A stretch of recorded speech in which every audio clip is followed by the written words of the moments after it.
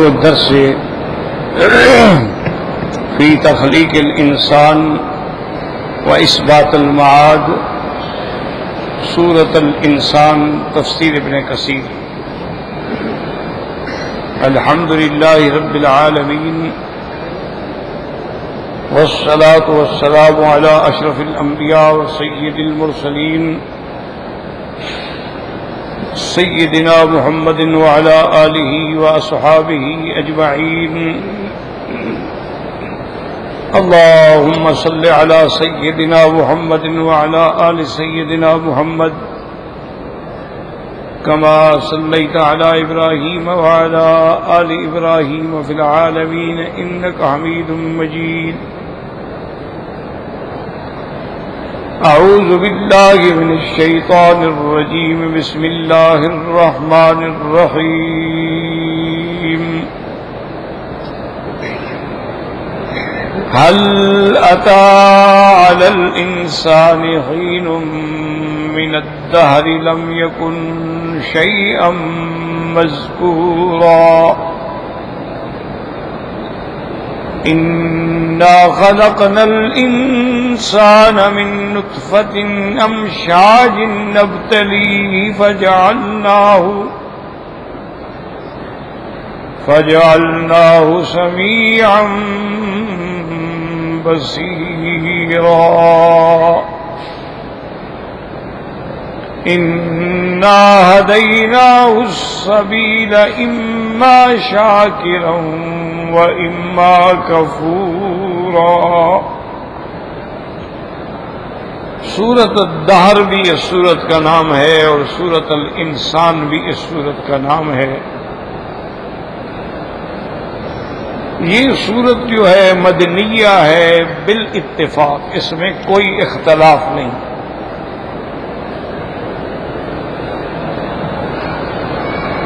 باقی اس سورت کا ربط جو ہے سورۃ القیامہ سے واضح ہے کہ اس میں بھی قیامت کے احوال تھے، منکرین پہ رد تھا، بعثت اولیٰ کا ذکر تھا، اور اس سورت کے اندر بھی تخلیق انسان اور اثبات معاد، اور اس کے بعد احوال شہداء و احوال اشقیاء کا ذکر ہے۔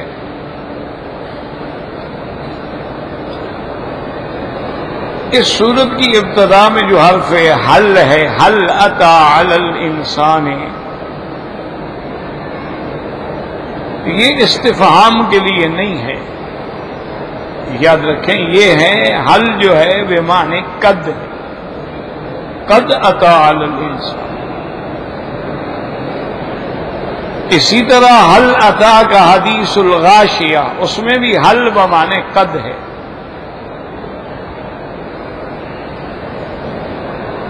اور بعض علماء کرام فرماتے ہیں کہ حل اتی علی الانسان،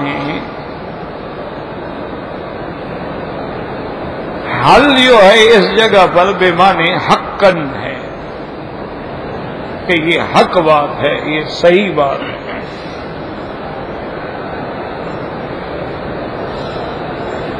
الانسان سے مراد جو ہے وہ کیا ہے؟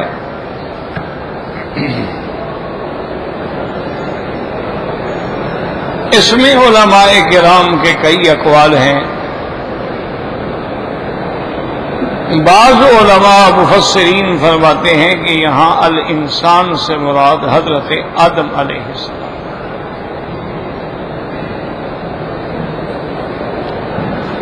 اور اسی طرح بعض روایات میں آثار صحابہ میں حضرت ابن عباس کا بھی قول ہے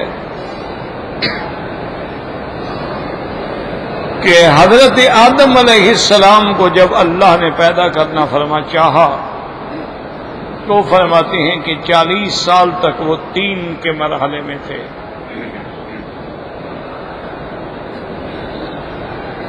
اس کے بعد وہ فرماتے ہیں کہ 40 سال جو ہے وہ سلسال حمأ مسنون کے مرحلے میں تھے،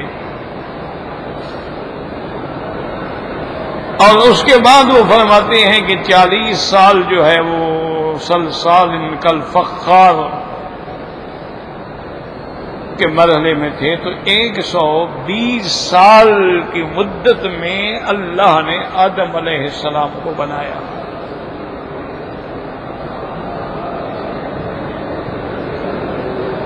اللہ تبارک و تعالی اگر چاہیں تو ساری مخلوق کو بھی کن سے پیدا فرما سکتے ہیں، لیکن اللہ نے آسمان اور زمین اور اس کے اندر جو کچھ ہے اس کو بھی تو 6 دنوں کے اندر بنایا، ورنہ چاہتے تو کن فیکون ہو جا، بس ہو جا. تو اس میں علماء فرماتے ہیں کہ یہ اللہ کی حکمتیں ہیں کہ اللہ اپنے بندوں کو درس دیتے ہیں کہ کسی کام میں جلد بازی نہ کیا کرو، تحمل، سوچ، صبر. کیونکہ جب بھی آدمی اجلت کرے گا تو نقصان ہو. حوصلے سے، سمجھ سے، آرام سے سوچ کے قدم اٹھائے گا، کامیابی ہو. اس لیے آدم علیہ السلام کی تخلیق پہ بھی اتنی وقت لگا. اور بعض علماء فرماتے ہیں کہ اس میں اللہ نے انسان کے اشرف المخلوقات ہونے پر دلیل دی ہے کہ دیکھو میں نے ساری کائنات کو 6 دن میں پیدا فرما دیا، اور سب سے آخر میں یوم الجمعہ تھا جس میں حضرت آدم علیہ السلام پیدا ہوئے، لیکن اس میں پہلے 120 سال کا مرحلہ گزر گیا.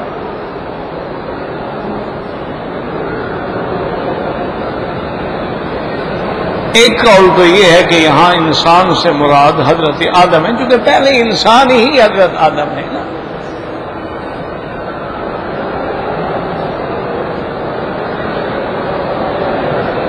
اور بعض علماء فرماتے ہیں کہ نہیں، یہاں مراد انسان سے یعنی صرف حضرت آدم علیہ السلام نہیں ہے، بلکہ مراد ہے جن سے انسان، کہ جتنے کائنات میں دنیا میں انسان ہیں ان سب کا ذکر ہے.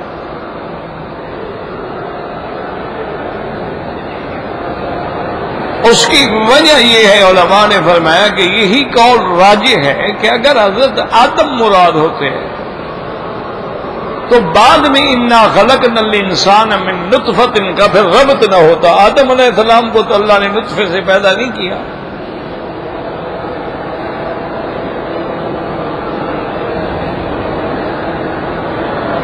اللہ تبارک و تعالی نے آدم علیہ السلام کو تو مٹی سے پیدا کیا ہے.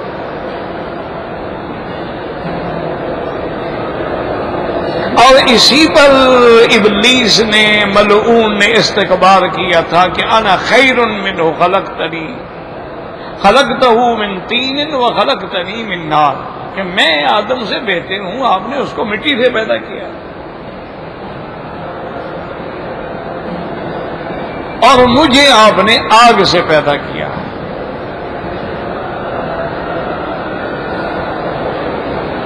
ابلیس لعین کے دماغ میں یہ تھا کہ مٹی جو ہے یہ تو ایک متواضع اور جھکنے والی چیز ہے،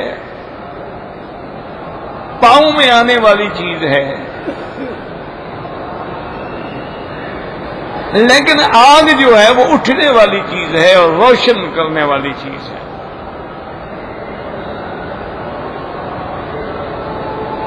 اور پھر سارا نظام عالم جو ہے وہ آگ سے چل رہا ہے. اگر انسانی بدن میں حرارت نہ ہو تو بس بندہ مر گیا. کہتے ہیں نا جی اب ہاتھ پاؤں ٹھنڈے ہو، یعنی حرارت ختم ہو. اسی طرح پورے نظام پہ نظر ڈالیں، آپ کے جتنے مصنوعات ہیں، سیارات ہیں، جہاز ہیں، مشینیں ہیں، جو بھی چیزیں ہیں سب آگ سے چل رہی.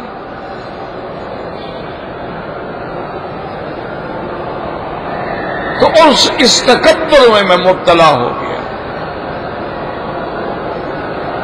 استکبر، تکبر، مکان من الکافرین. حالانکہ وہ اس بات کو نہیں سمجھ سکا بدبخت کہ آگ جو ہے وہ اٹھنے والی ہے، لیکن اس میں مٹی ڈال دو تو وہ بجھنے والی ہے. اور ہزاروں سال تک آگ مٹی پہ جلتی رہے تو مٹی کا کیا بگاڑ لے گی؟ لیکن وہی مٹی اس کے اوپر ڈال دو تو آگ ختم ہو جائے گی۔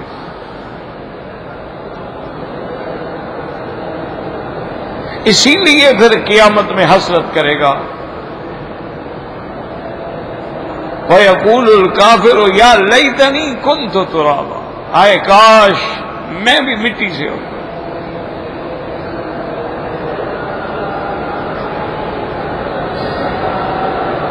تو اس سے مراد جو ہے سیدنا آدم علیہ السلام کا ایک قول ہے، اور ایک قول یہ ہے کہ نہیں، جن سے انسان مراد۔ اللہ نے جتنے انسان بھی پیدا کیے ہیں دنیا میں،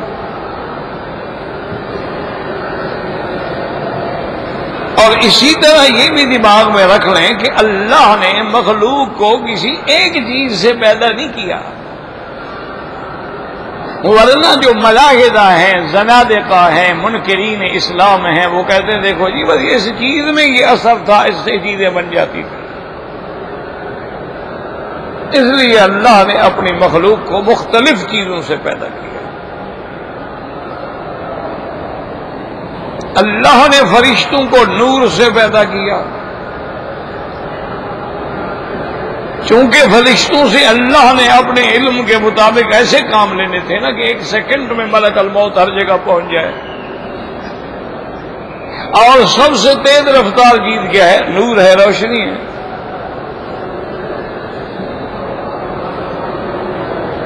اور اللہ نے جنات کو آگ سے پیدا کیا،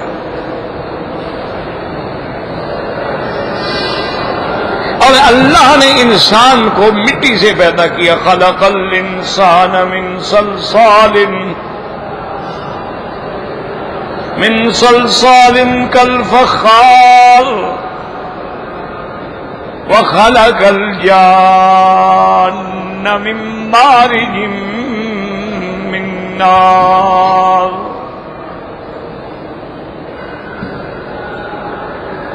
اور اس کے بعد دیکھیں گے اللہ نے سیدہ حوا علیہ السلام کو آدم علیہ السلام کی بائیں پسلی سے نکال لیا زندہ، اسی لیے تو نام حوا ہے نا، یعنی اس پر یہ مراحل نہیں گزرے ہیں کہ وہ کسی کے پیٹ میں ہو اور پھر آہستہ آہستہ آہستہ آہستہ بچہ بنے، نہیں، زندہ عورت، پوری کامل عورت۔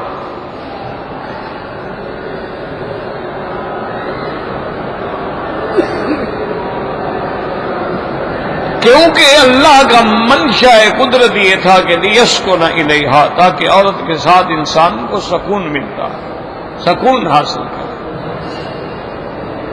ومن آیاتہ ان خلق لکم من انفسکم ازواجا لتسکنوا الیہا، اللہ نے فرمایا میری کمال قدرت کی نشانی ہے کہ میں نے تم میں سے تمہارے لیے عورتیں پیدا کی ہیں تاکہ اس سے تم سکون حاصل کر سکو۔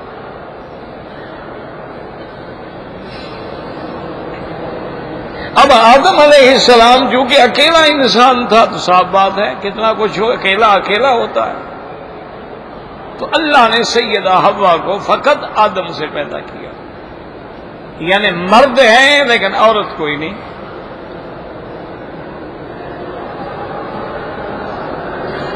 اور اسی طرح اللہ تبارک و تعالی نے سیدنا عیسیٰ علیہ السلام کو بی بی مریم کے بطن سے پیدا فرمایا،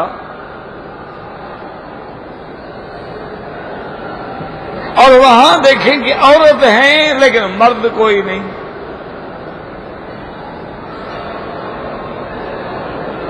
لیکن دونوں میں فرق ہے، یاد رکھو، حضرت آدم علیہ السلام پر بھی کوئی آپ نطفہ نہیں تھے، نہ کسی کے پیٹ میں تھے، اور سیدہ حوا پر بھی یہ مراحل نہیں گزرے کہ پہلے حمل ہوگا، پھر مدت گزرے گی، پھر ولادت ہوگی، لیکن سیدہ مریم پہ یہ ہوا کہ جب جبریل علیہ السلام نے اللہ کے حکم سے پھونک ماری تو اس سے آپ حاملہ ہو گئی، حمل ہو گیا۔ اسی لیے ان کی وجہ ولادت بھی ہوئی حضرت عیسیٰ ابن مریم کی، اسی لیے تو بی بی پریشان ہو گئی، یا لیتنی مت قبل ھذا وکنت نسیا منسیا۔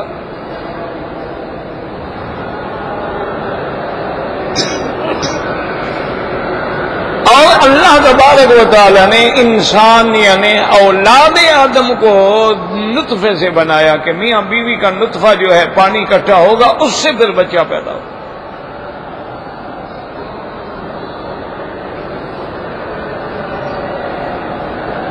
اور اولاد آدم کے پیدا ہونے کے لیے وقت ہے کہ ایک عورت حاملہ ہوتی ہے پھر اس پہ 9 مہینے گزر جاتے ہیں. اچھا کبھی کبھی حمل جو ہے 6 مہینے کا بھی ہوتا ہے اور کبھی کبھی حمل جو ہے 3 سال تک بھی پیٹ میں رہتا ہے بچہ.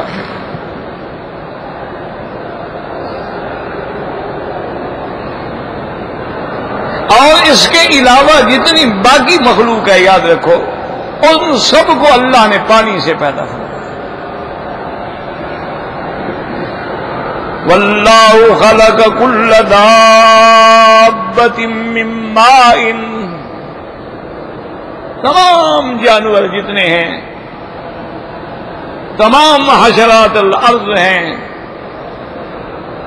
تمام مخلوقات بریہ بحریہ، ان سب کو اللہ نے پانی سے پیدا فرمایا. پانی سے پیدا فرمایا اور پھر ہر جاندار کی حیات بھی پانی رکھا. وجعلنا من الماء كل شيء حي، کہ انسان پانی کے بغیر زندہ نہیں رہ سکتا. اسی لیے آج کل سائنسدان جو پریشان ہے وہ یہی ہے نا کہ اگر ہم مریخ پہ چلے جائیں یا مشتری پہ چلے جائیں تو وہاں پانی نہ ہو تو پھر کیا ہوگا؟ کیونکہ انسان پانی اور ہوا کے بغیر زندہ ہی نہیں رہ سکتا. اس لیے ہمیشہ یاد رکھیں یہ کمال قدرت ہے اور اس طرف اشارہ ہے کہ ہم جس چیز سے جو چیز چاہیں پیدا کریں.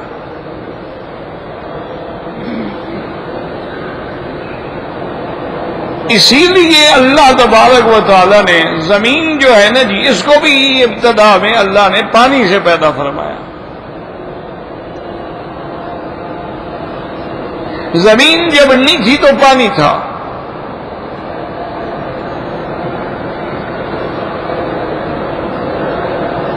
اس لیے بعض مفسرین اور علماء فرماتے ہیں کہ تخلیق کے قدرت میں سب سے پہلی تخلیق پانی ہے، کہ پانی تھا. وَكَانَ عَرْشُهُ عَلَى الْمَاءِ،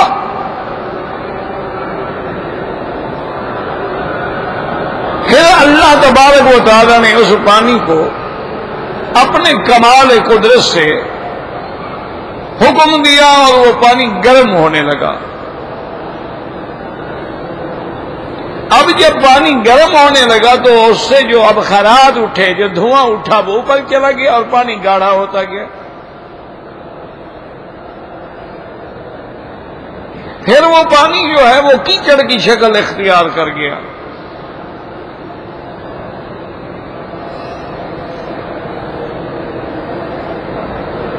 پھر اس کیچڑ کو گول کر کے رکھ دیا. اس لیے کہتے ہیں نا کہ دنیا گول ہے.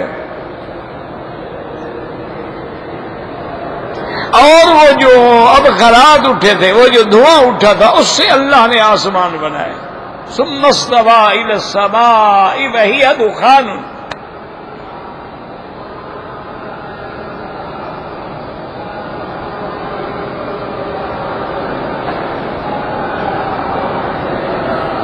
لیکن ایک بات یاد رکھیں کہ پیدا کرنے میں تو اتنے مراحل ہیں، لیکن جب اللہ فنا کرنے کا حکم دیں گے تو بس صرف سور پھونکا جائے گا اور دنیا ختم. وہاں مراحل نہیں ہوں گے کہ ایسا ایسا. وَنُفِخَ فِي الصُّورِ فَصَعِقَ مَنْ فِي السَّمَاوَاتِ وَمَنْ فِي الْأَرْضِ إِلَّا مَنْ شَاءَ اللَّهُ. صرف پھونک ماری جائے گی. اچھا، اور جب دوبارہ پیدا کریں گے تو وہاں بھی مراحل نہیں ہوں گے. ثُمَّ نُفِخَ فِيهِ أُخْرَىٰ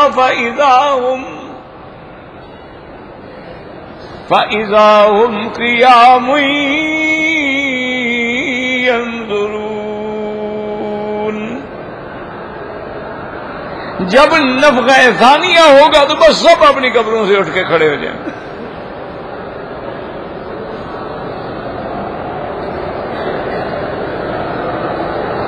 تو یہ تمام چیزیں کس بات پہ دلالت کر رہی ہیں؟ کمال قدرت پہ. یہ تمام چیزیں کس بات پہ دلالت کر رہی ہیں کہ جو قادر مطلق یہ سارے نظام کو بنانے پہ قادر ہے، وہ اس کو فنا کرنے پہ بھی قادر ہے.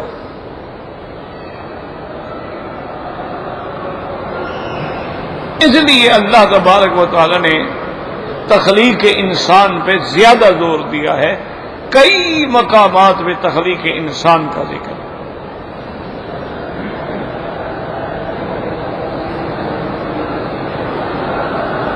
لیکن افسوس کی بات یہ ہے کہ اللہ کے قرآن سے علوم حاصل کر کے دشمن کہاں پہنچ گئے.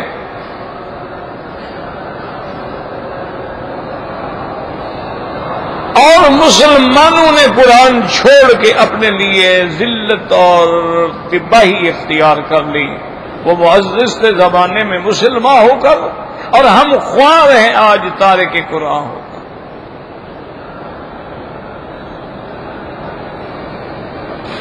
اسی لیے آپ دیکھ لیں کہ سرکار دو عالم صلی اللہ علیہ وسلم کی بعثت کے بعد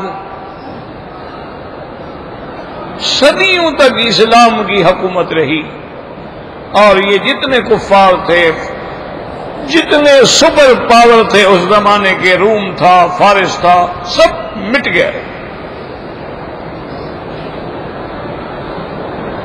اور جتنے علوم تھے اس کے ماہرین مسلمان تھے.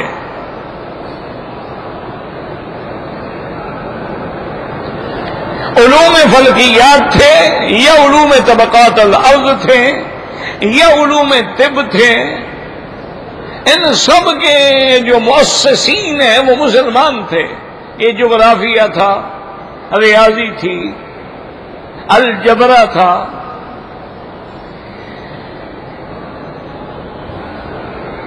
آہستہ آہستہ مسلمانوں نے علم چھوڑ دیا. جب علم چھوڑ دیا تو پھر ذلت.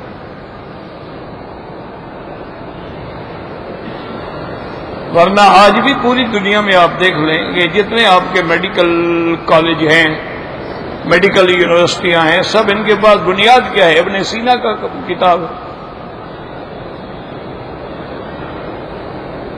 اسی لیے آج کل تو کئی اپنے کالجوں کا نام بھی رکھتے ہیں، میڈیکل کالجوں کا ابن سینا.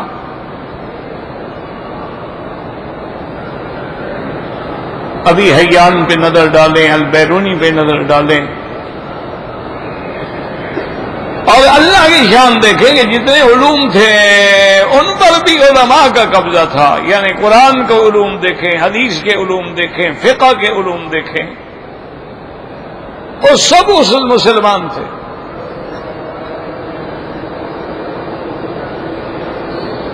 کتنی حیرت کی بات ہے کہ یہود اور نصارہ نے کتنی ترقی کی ہے، لیکن ان کے پاس یعنی ان کے مذہب کا بھی ایک فقیہ نہیں ہے. ان کے پاس کوئی نہیں ہے فقیہ. اسی لیے تو وہ کبھی کہتے ہیں طلاق کا حق عورت کو دے دو، کبھی کہتے ہیں مرد کو دے دو، کبھی کہتے ہیں طلاق دینے کے بعد بھی خامن جو ہے وہ آدھی جائیداد بیوی کو دے دے، کبھی کہتے ہیں جی طلاق کے بعد ساری زندگی جب تک وہ زندہ رہے اس کا خرچہ بھی خامن دے. کیوں؟ کوئی فقیہ تو ہے ہی نہیں.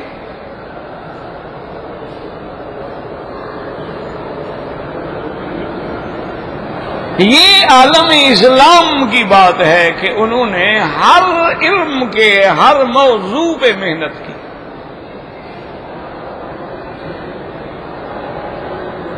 اب یہاں سمجھیں اللہ فرماتے ہیں اللہ تعالی الانسان ہین مانا زمانہ، وقت.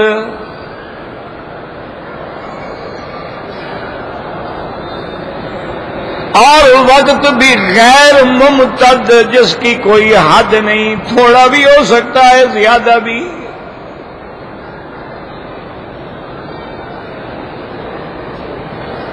یہاں بھی دیکھتے ہیں آپ عرب میں کہتے ہیں دلہین، یعنی ابھی اس وقت.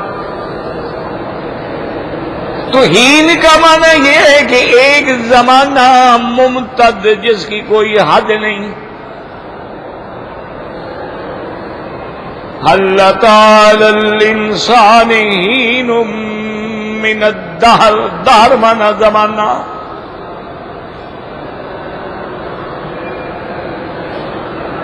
اسی لیے کافروں کا یہ عقیدہ تھا کہ وما يهلكنا إلا الدهر، بھائی بس یہ زمانہ ہے، ایسے چل رہا ہے، کوئی مر رہا ہے، کوئی پیدا ہو رہا ہے، اس کا اللہ تبارک و تعالیٰ کے ساتھ کوئی تعلق نہیں، قیامت کے ساتھ کوئی تعلق نہیں. آدمی بوڑھا ہو گیا تو مر گیا. پاگل یہ نہیں سمجھتے کہ بچہ بھی تو مر جاتا ہے، نوجوان بھی تو مر جاتا ہے. ان فوان شباب میں ہوتا ہے، مر جاتا ہے. اچھا اس کے مقابلے پہ ایک بوڑھا 100 سال بھی زندہ رہ جاتا.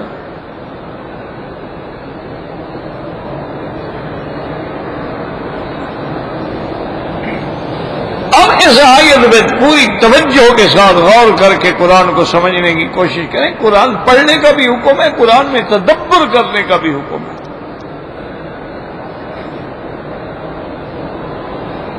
اسی لیے امام شافعی رحمت اللہ علیہ کے بارے میں آتا ہے کہ ایک رات جب آپ صبح کو اٹھے تو آپ کی آنکھیں مبارک سرخ تھیں اور چہرے پہ تھکاوٹ کے آثار تھے. تو شاگردوں نے پوچھا کہ حضرت خیریت تو رہی، رات آپ نیند نہیں کر سکے، آپ کے چہرہ مبارک جو ہے سرخ ہے، آنکھیں سرخ. فرمایا ہاں رات نیند نہیں آئی، اللہ کے ایک قرآن کی آیت پہ توجہ چلی گئی، بس اسی پہ میں ساری رات بیٹھ کے غور کرتا رہا، اور رات میں نے اس سے 300 مسائل کا استنباط کیا. ہم تو صرف اعتراض کرنے کے لیے پیدا ہوئے ہیں نا، ائمہ کو گالیاں دینے کے لیے پیدا ہوئے ہیں. 2 کتابیں پڑھنے کے بعد علماء کی توہین کرنے کے لیے پیدا ہوئے ہیں. تازہ کریں. مجھے خود والد صاحب نے فرمایا تھا رحمت اللہ علیہ، فرمانے لگے کہ میں نے علامہ شبیر احمد عثمانی رحمت اللہ علیہ کی تقریر سنی تھی دوران تعلیم، جب آپ پڑھتے تھے اس دور کی بات. تو فرماتے ہیں کہ ایک قرآن کی آیت پہ حضرت نے تقریباً 100 دلیل ذکر کی، اور اس کے بعد فرمایا کہ بھئی کاش وقت ختم ہو گیا، ورنہ ابھی بھی الحمدللہ ادلہ باقی ہے. ایک آیت.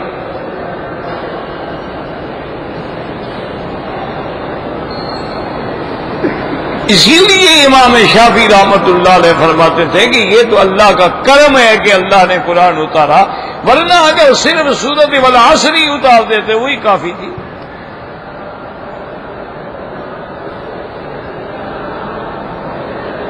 یعنی اس عالم کی ہدایت کے لیے والعصر ان الانسان لفی خسر. دیکھو ہر جگہ انسان سے باس ہے. اللہ نے سب سے پہلی آیت جو اتاری اقرا بسم ربک الذی خلق خلق الانسان من علق.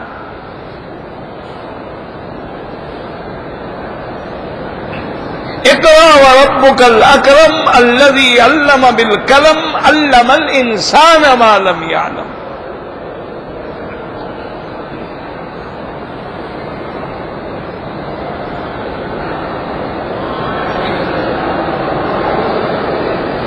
ہر جگہ پورے قرآن میں نظر ڈالیں آپ کو، کسی جگہ اللہ نے فرمایا کہ خلق الانسان ضعیفا، کسی جگہ فرمایا کان الانسان عجولا، اور کسی جگہ فرمایا کہ جب ہم نے اپنی امانت کو پہاڑوں پہ آسمانوں پہ رکھا تو وہ انکار کر گئے، ڈر گئے، لیکن حمل الانسان.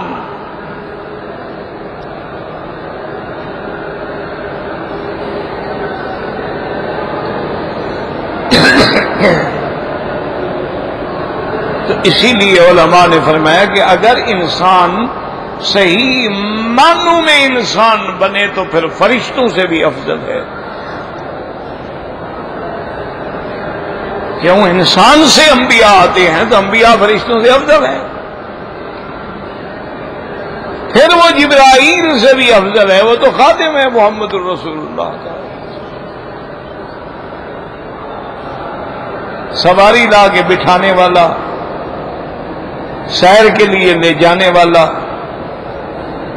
معراج کی طرف لے جو، تو خادم بن کے جا رہا ہے.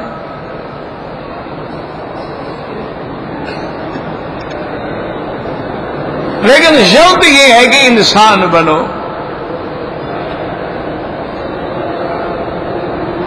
اور اگر انسان یعنی ہدایت پہ ہو اور صراط مستقیم پہ ہو پھر ملائکہ سے افضل ہے، اور اگر انسان گر جائے تو پھر شیطان سے بھی نیچے.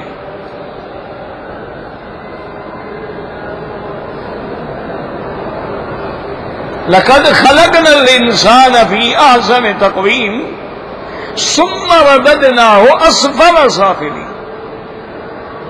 یہ اسفل سافلین انسان کے لیے پھر استعمال ہوا ہے.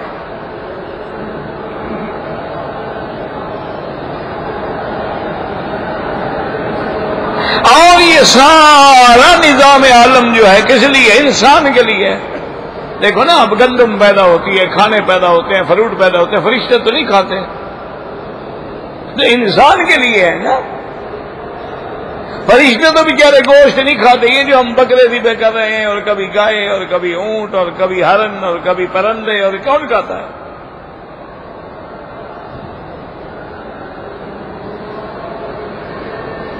اس لیے اللہ نے فرمایا هو الذی خلق لکم ما فی الارض جمیعا، جو کچھ زمین میں ہے میرے بندے میں نے سب تیرے لیے پیدا کیا ہے. یہ زمین تیرے لیے ہے، آسمان تیرے لیے ہیں، یہ فضائیں تیرے لیے ہیں، یہ ہوائیں تیرے لیے ہیں، یہ سورج چاند تارے تیرے لیے ہیں، یہ سیارات تیرے لیے ہے. اور جب تو نہیں رہے گا میں ان کو فنا کر دوں گا، پھر یہ ضرورت ہی کیا ہے؟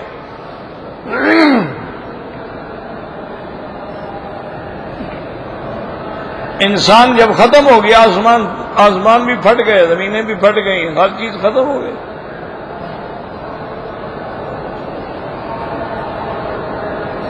یہ بر و بحر بھی تیرے لیے ہے، لیکن شرط یہ ہے نا کہ انسان تو بنو نا.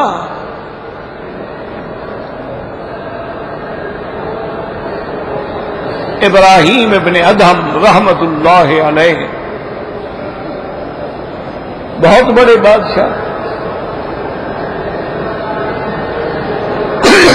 اور وہی شاہی محلات اور وہی شاہی تعیشات تلذذات. لیکن اللہ نے جب ہدایت دی، دل کو چوٹ لگی، سب کچھ چھوڑ کے جنگلوں میں جا بیٹھے.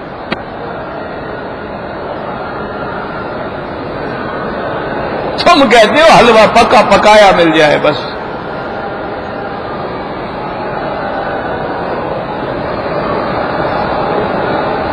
سب کچھ چھوڑ کے جنگلوں میں جا بیٹھے. ایک دن دریا کے کنارے پہ بیٹھے تھے، وہ سیدھا کپڑے تھے اور پرانی سی لوئی لپیٹی ہوئی تھی،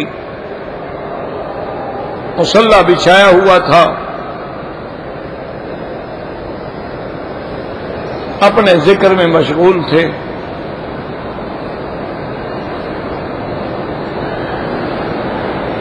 ان کا جاننے والا ایک آدمی گزرا، اس نے پہچان لیا،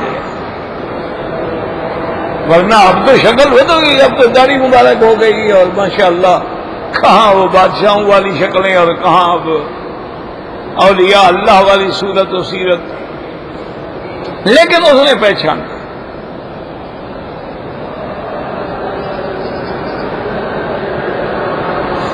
اور بعد مورخین نے لکھا ہے ان کا کپڑا پھٹ گیا تھا تو وہ سوئی سے، اور سوئی بھی کیا تھی، یہ کانٹا لے کے اس سے اس کو ٹانک رہے تھے.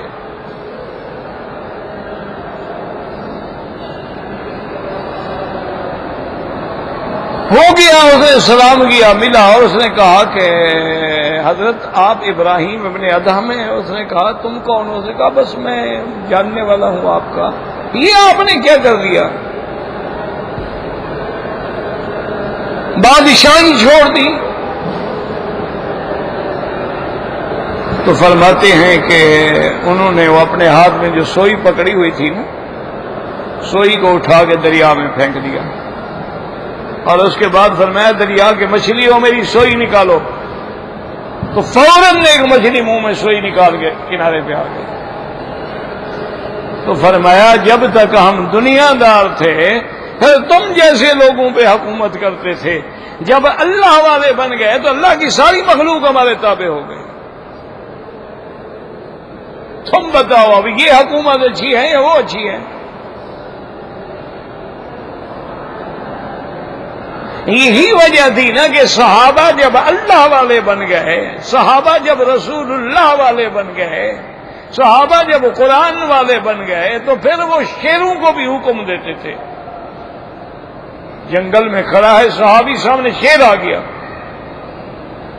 حملے کا ارادہ کیا، اور آپ نے کھڑے ہو کے آپ نے فرمایا یا ایھا الاسد، او جنگل کے کتے، انا صاحب رسول اللہ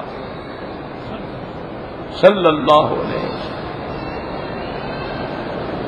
میں محمد مصطفیٰ کا صحابی ہوں.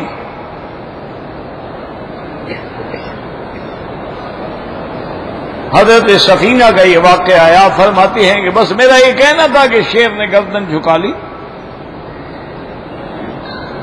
اور میرے قریب آگے کھڑا ہو گیا. میں راستہ بھول چکا تھا، قافلہ چلا گیا تھا،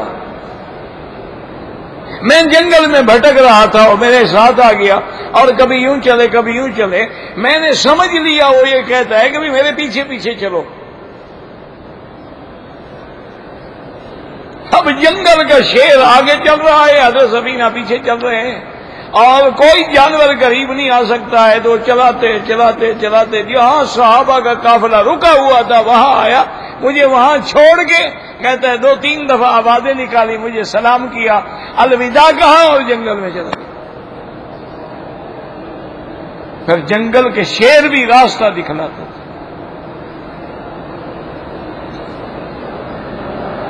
دریائے فرات پہ حضرت عمر کا حکم چلتا تھا،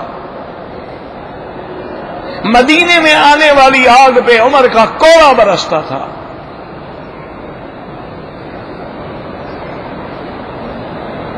اب ہم نہ اللہ والے رہے ہیں، نہ دین والے رہے، نہ قرآن والے رہے، فقط نام کا مسلمان ہیں.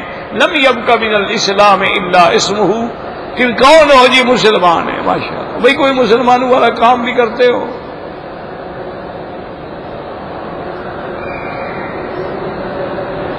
ایک امریکن پریزیڈنٹ گزرے ہیں، صدر تھا امریکہ کا، اس کی بیٹی نے کتاب لکھی. اس نے کتاب میں لکھا کہ میں نے ساری دنیا کے مذاہب کا مطالعہ کیا ہے، یہودیت کو بھی پڑھا ہے، نصرانیت کو بھی پڑھا ہے، ہندو مذہب بھی پڑھا ہے، بدھ مت بھی پڑھا ہے. میں نے تمام عالم میں جو اس وقت کتابیں اور نظام اور مذاہب موجود ہیں ان کا بڑا گہرائی سے مطالعہ کیا ہے، اور میں اس نتیجے پہ پہنچی ہوں کہ اگر سچا دین ہے اور سچا طریقہ ہے تو صرف اسلام کا ہے.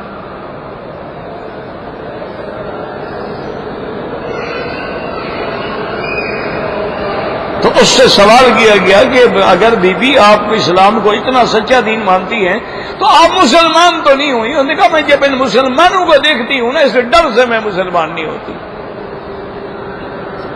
قرآن کہتا ہے زنا حرام ہے، اور یہ زنا کے رسیے ہیں، اس کے ساتھ لونڈے بازی بھی کرتے ہیں. قرآن کہتا ہے شراب حرام ہے، اور یہ تو دیسی شرابیں بنا کے مر جاتے ہیں پی پی کے. قرآن کہتا ہے سود حرام ہے، ان نے تو گھر گھر میں سود کے اڈے بنائے ہوئے ہیں.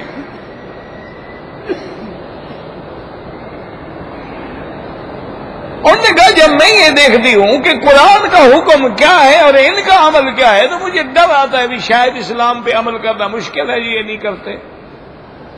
تو اس لیے میں بھی مسلمان ہو کے عمل نہ کر سکی، پھر مسلمان بننے کا فائدہ کیا ہوگا؟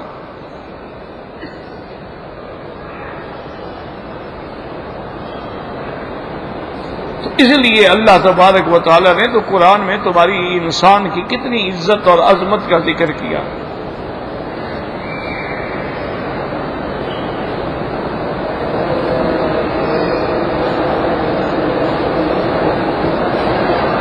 اس لیے فرمایا کہ هل أتى على الإنسان حين من الدهر لم يكن شيئا مذكورا.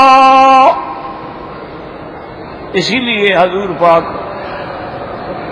جمعہ کی فجر کی نماز میں اکثر و بیشتر پہلی رکعت میں سورۃ السجدہ اور دوسری رکعت میں سورۃ الدہر پڑھا کرتا، کیونکہ جمعہ کے دن قیامت ہوگی. اس لیے حضور اس جمعہ کے دن وہ صورتیں پڑھتے تھے کہ ہمارے سامنے قیامت کا منظر آئے.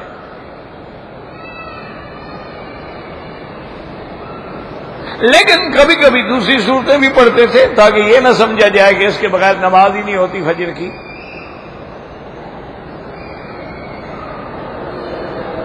اللہ فرماتے ہیں هل أتى على الإنسان حين، یعنی قد أتى على الإنسان، ایک وقت ایسا لم یکن شیئا مذکورا، تیرا ذکر بھی نہیں تھا،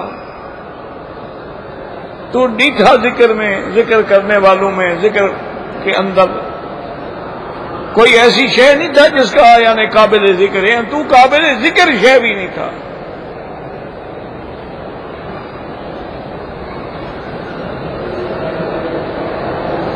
اس لیے علماء فرماتے ہیں کہ یہاں اشکال یہ ہے کہ بھی اگر حضرت آدم علیہ السلام مراد ہیں تو حضرت آدم تو کئی عرصے تک جنت میں رہے، پھر ان پہ کئی مراحل گزرے، تو لم یکن شیئا مذکورا کیسے؟ کچھ نہ کچھ تو تھا نا، وہ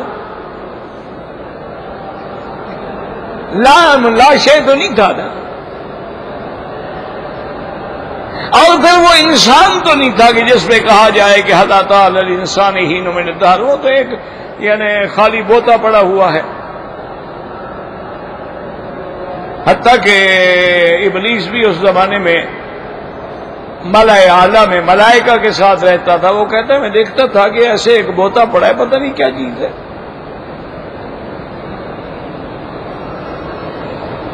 تو اس کو انسان کیسے کہا گیا؟ کہ جن وہ کچھ نہیں تھا لیکن آ گیا کہ حل أتى على الإنسان، ادھر انسان ہے ادھر لم یکن شیئا مذکورا ہے. تو علماء نے فرمایا اس لیے سمجھو کہ ہمارے لیے وہ ایک بوتا پڑا ہوا تھا. اللہ تو جانتے تھے نا کہ کیا ہے،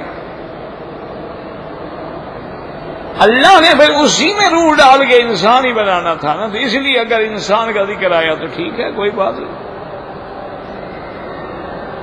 اس لیے اللہ تبارک و تعالی نے فرمایا کہ اے انسان غور کرو، تم پہ ایک ایسا وقت بھی گزرا ہے کہ تم تو کچھ بھی نہیں تھے، تمہارا تو ذکر بھی نہیں تھا، پھر میں نے تمہیں انسان بنا کے اس مقام پہ پہنچایا ہے کہ آج دنیا کی کوئی مجلس ایسی نہیں جس میں انسان نہ ہو، کوئی مقامات دین اور دنیا نہیں جس میں انسان نہ ہو. اس لیے اللہ تبارک و تعالی نے اس صورت میں ان چیزوں پہ بحث فرمائی ہے. واللہ اعلم.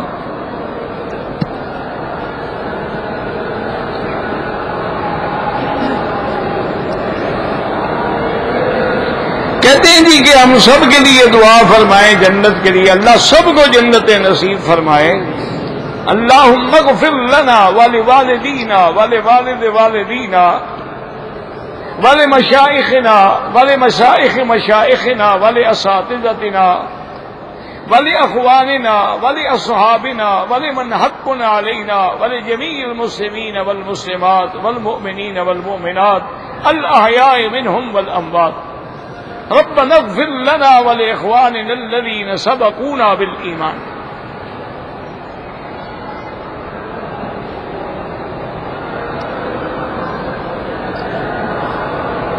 کہتے جی ہم نے سنا ہے لوگ کہتے ہیں، ان لوگوں ایک بیماری ہے، کہیں گے لوگ کون لوگ؟ کسی کا نام تو لو. یہ کیا مسئلہ ہے؟ سوال کرنے کا طریقہ ہے. لوگ کہتے ہیں، لوگ کون سے لوگ جناب؟ اگر بیماری کی بات ہے تو کہو فلاں ڈاکٹر نے کہا ہے، کوئی انجینئرنگ کی بات ہے اب کیا فلاں آرکیٹیکٹ نے کہا ہے.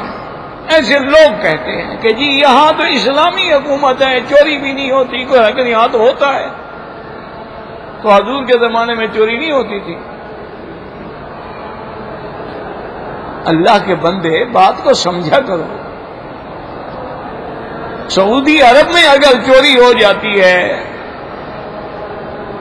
یا کوئی غیر قانونی حرکت، حضور کے زمانے میں بھی ہوا ہے نا، چوری بھی ہوئی، زنا بھی ہوئے. حضور نے ایسے سزائیں دی تھی اگر جرم نہیں ہوا تھا.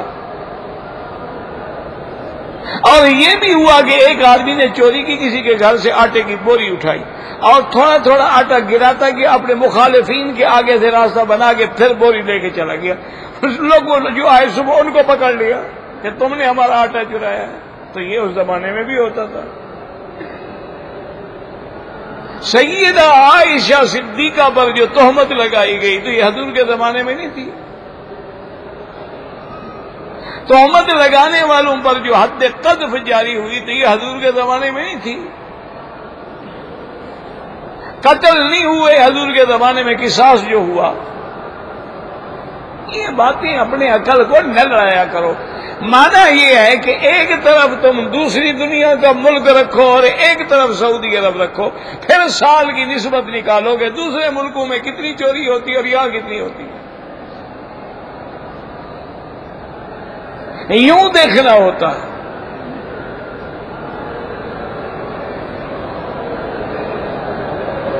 ملک فیصل مرحوم کے زمانے میں اللہ اس کی قبر پہ بہت ہی دانا، ذہین اور بڑی بصیرت اور بصر والا انسان تھا. وہ کسی یورپ میں عالمی سیمینار میں تھے تو کسی صحافی نے کہا کہ جی آپ کہتے ہیں اسلامی قانون ہے لیکن جرائم تو ہوتے ہیں. آپ نے فرمایا ہاں بالکل آسان بات ہے، کوئی مشکل نہیں ہے. آپ اپنے علاقے کے ایک شہر کے سال کے مجھے جرائم کی لسٹ دے دو، میں تمہیں پورے ملک کی دیتا ہوں، پھر فیصلہ کرو کہ جرائم کہاں ہوتے ہیں. تم صرف ایک شہر کی دے دو کہ ایک شہر میں تمہاری کتنی چوریاں ہوتی ہیں، کتنی زنا ہوتے ہیں، کتنی عورتیں بچے گراتی ہیں، کتنی کنواریاں حاملہ ہوتی ہیں. ایک شہر کی فہرست دے دو اور میں تمہیں سارے ملک کے ایک سال کا ڈیٹا دیتا ہوں.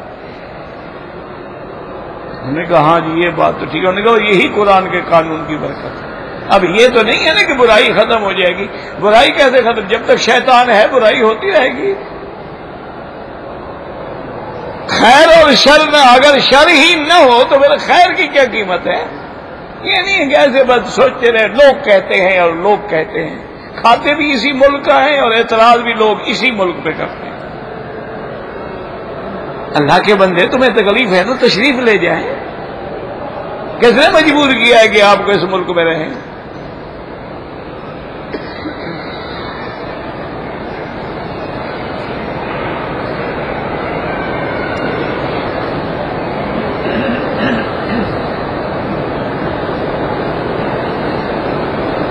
پتہ نہیں لیس من دون اللہ والی آیت تو کسی حافظ سے پوچھ لو یار قرآن میں کہا ہے، یہ بھی میری ذمہ داری ہے.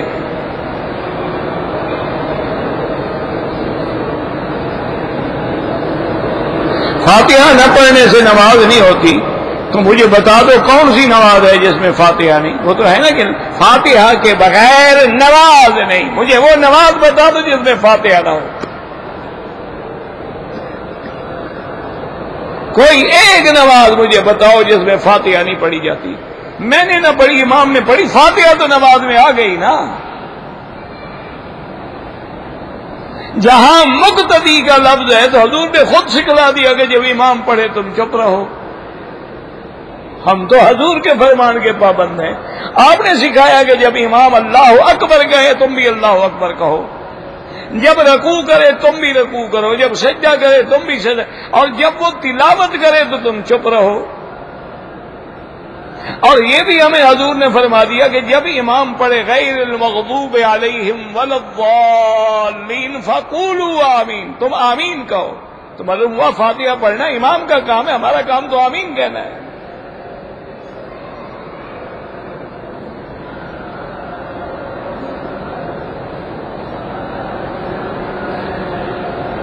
کمپنی 1 سال تک تنخواہ نہ دے، گورنمنٹ کو جا کے شکایت کریں، مکتب الاموال میں جا کے شکایت کریں، دیوان مظالم میں شکایت کریں، قاضی کے پاس جا کے درخواست دیں۔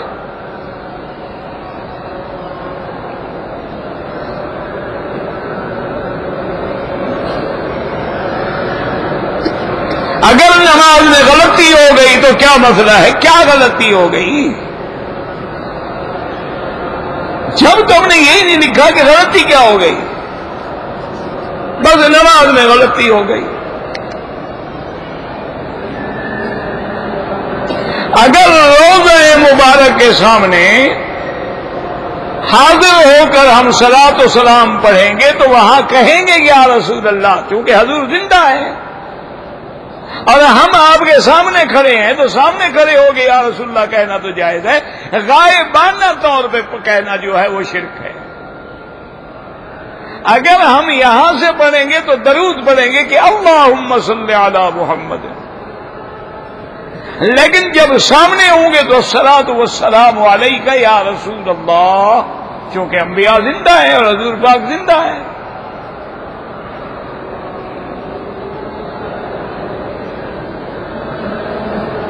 کہتے جی کہ عید میلاد النبی بڑا خوشی کا دن ہے، اسی سے ہم کو ساری عیدیں ملی ہیں ماشاءاللہ، یعنی عید الفطر اور عید الاضحیٰ عید میلاد کے بعد آپ کو ملی ہے، اور عید میلاد اتنی بڑی خوشی نہ ابو بکر کو سمجھ آئی، نہ عمر، نہ عثمان، نہ علی، نہ فاطمہ، نہ حسن، نہ حسین، 1400 سال کے بعد تیرے مولوی کو سمجھ آ گئی۔ اور یہ بھی کہیں لکھا ہے کہ میلاد تو مناؤ لیکن داڑھی مڈایا کرو، یہ بھی کہیں لکھا ہے کہ حضور کا میلاد ہو تو لاکھوں روپے بجلی پہ خرچ کر دو، تو غریبوں کو کیوں نہ دے دو؟ دیکھو نا، کروڑوں روپے تم جلسوں پہ خرچ کر دو، وہی غریبوں کو دے دو، کم از کم 1000 بندے کا گزارا تو ہو جائے گا سال کے لیے۔ اللہ کے بندے، دین بنایا نہیں جاتا،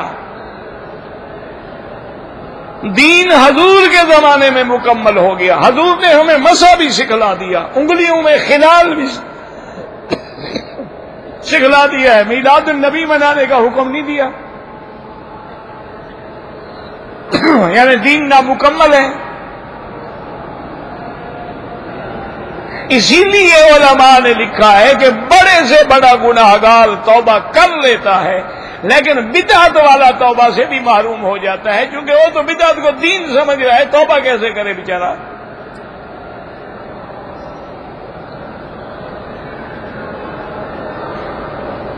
اگر کوئی فوت ہو جائے بالکل طواف کریں، ثواب پہنچائیں۔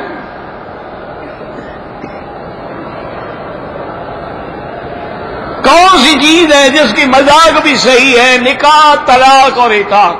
حضور نے فرمایا ہے ثلاث جدہن جد وہزلہن جد، النکاح والطلاق والعتاق، یہ 3 چیزیں ہیں، مذاق میں بھی کہو تو حقیقت ہے، یعنی ایک آدمی مذاق میں، ڈرامے میں اپنی بیوی کو طلاق دے ہو جاتی۔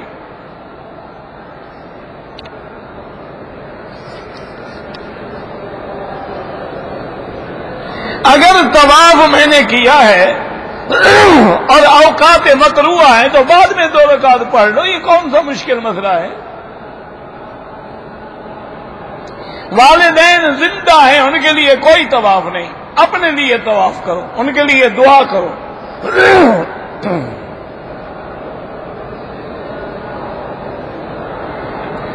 جس لڑکی سے میری منگنی ہو گئی ہے اس سے میں ٹیلی فون پہ بات کر سکتا ہوں؟ بالکل نہیں کر سکتے ہو، وہ تو غیر محرم ہے شریف آدمی۔ منگنی کیا ہوتی ہے؟ یہ تو ہندوؤں کی رسم ہے،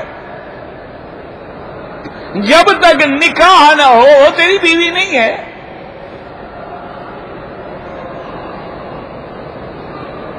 طواف کعبہ کے بعد جو نماز ہے وہ واجب الطواف ہے، اگر میری منگنی ہو جائے تو میں اپنی اس عورت کے لیے کوئی ہدیہ بھیج سکتا ہوں؟ جب نکاح ہو جائے نا سارے ہدیے اکٹھے کر کے دے دینا نہیں ہو سکتا ہے، منگنی ٹوٹ جائے پھر کیا ہدیے کو بھی روتے رہو گے؟ اس لیے اپنے پاس رکھو، جب نکاح ہو جائے نا سارے ہدیے اکٹھے کر کے کہ جناب کے لیے یہ میں اکٹھے کرتا رہا، ہدیہ قبول فرمائیں۔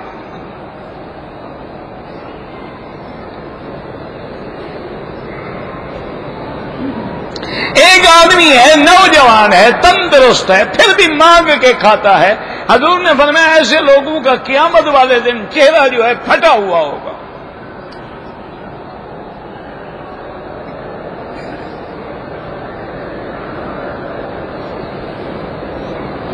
کہتے ہیں جی کہ مکہ مکرمہ میں لوگ گاڑیاں بھر بھر کے ڈبے کھانے کے تقسیم کرتے ہیں۔ دیکھو بھائی اصول یہ ہے، یہ ان سے پوچھنا چاہیے بھی یہ زکوٰۃ کا تو نہیں، صدقات ہیں تو غریب لیں، اور اگر وہ کہتے کہ نہیں بھی ہم تو ہر مسلمان کے لیے دیتے ہیں، سب کھا سکتے ہیں، تو اس سے پوچھو مجھے کیا پتا دینے والے کی کیا نیت ہے۔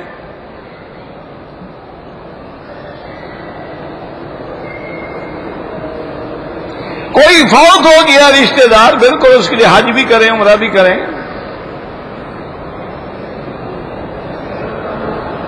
اگر کسی ڈاکٹر نے کہا ہے کہ ہم نے تمہارا سیرم جو ہے وہ ٹیسٹ کرنا ہے، اور وہ بالکل ضرورت کے تابع نکال سکتا ہے۔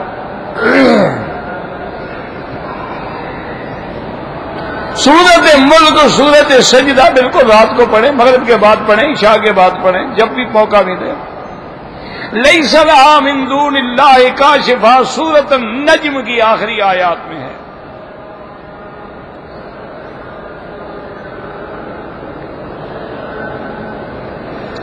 اگر ایک آدمی نے عمرہ کیا ہے، عمرہ کرنے کے بعد تھکن ہو گئی، بال دوسرے دن کٹوائے، لیکن شرط یہ ہے کہ کپڑے نہ پہنے، اسی احرام میں رہے۔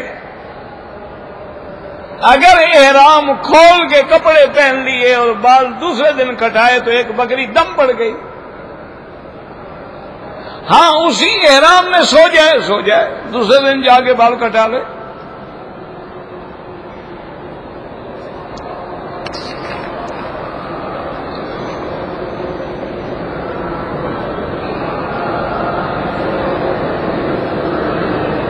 کہتے کہ حضور کے گنبد پر کوئی زنجیر ہے، کوئی نشان ہے، ہمیں تو آج تک نہیں نظر آئے، پتہ نہیں تمہیں کہاں سے نظر آئے۔ کہتے ہیں کوئی گرانے گیا تھا، کوئی گرانے نہیں گیا تھا جناب، آپ کو غلط فہمی ہے۔ وہاں وہ آدمی چمٹ گیا تھا، کوئی تم نے جھوٹ بنایا ہوا ہے اور قصہ تو کوئی نہیں۔ کل مدینہ شریف چلے جاؤ، دیکھو حضور کے روضے پہ کوئی چمٹا ہوا ہے۔ اللہ کے بندے، یہ تو روزہ بھی حضور کی وفات کے پتہ نہیں صدیوں بعد بنایا گیا ہے۔ سرکار تو عالم کی وفات کے بعد دور صحابہ میں بھی نہیں بنایا گیا، خیر القرون کے دور میں بھی نہیں بنا، یہ بعد میں بنایا گیا۔ تو علماء نے یہ فتویٰ دے دیا کہ ادب کا تقاضا یہ ہے کہ اس کو نہ چھیڑا جائے بس، ورنہ تو حضور نے خود منع فرمایا ہے کہ قبروں پہ گنبد نہ بناؤ، قبروں کو پکا نہ بناؤ، قبروں پہ رنگ نہ لگاؤ، چونا نہ لگاؤ۔ یہ کتبے جو ہم لگاتے ہیں لکھ کے کہ فلاں آدمی مر گیا، یہ بالکل حرام ہے، ناجائز ہے۔ مر گیا اب اللہ جانے وہ جانے۔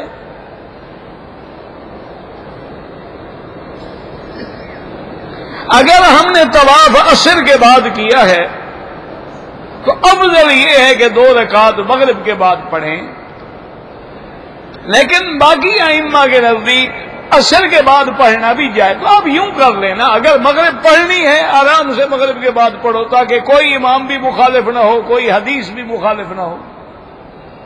اور اگر کوئی مجبوری ہے، جانا ہے، جلدی ہے، قافلہ جا رہا ہے، پڑھ لو، کوئی ایسی کفر اسلام کی جنگ تو نہیں آئی ہے۔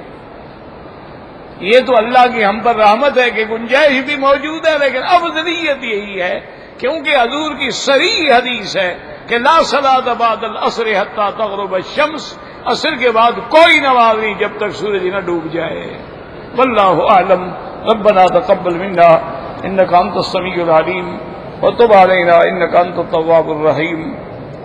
أسأل الله العظيم رب العرش العظيم أن يشفينا أسأل الله العظيم رب العرش العظيم أن يشفينا أسأل الله العظيم رب العرش العظيم أن يشفينا اللهم فرج هم المهمومين نفس كرب المكروبين واقض الدين عن المدينين واشفنا واشف مرضانا ومرضى المسلمين واشفنا واشف مرضانا ومرضى المسلمين اللهم إنا نعوذ بك عن البرص والجنون والجذام وعن سيء الأسقام اللهم إنا نعوذ بك عن البرص والجنون والجذام وعن سيء الأسقام اللهم إنا نسألك من الخير كله عاجله وآجله ما علمنا منه وما لم نعلم اللهم إنا نعوذ بك من الشر كله عاجله وآجله ما علمنا منه وما لم نعلم صلی اللہ تعالی علی خیر خلقہ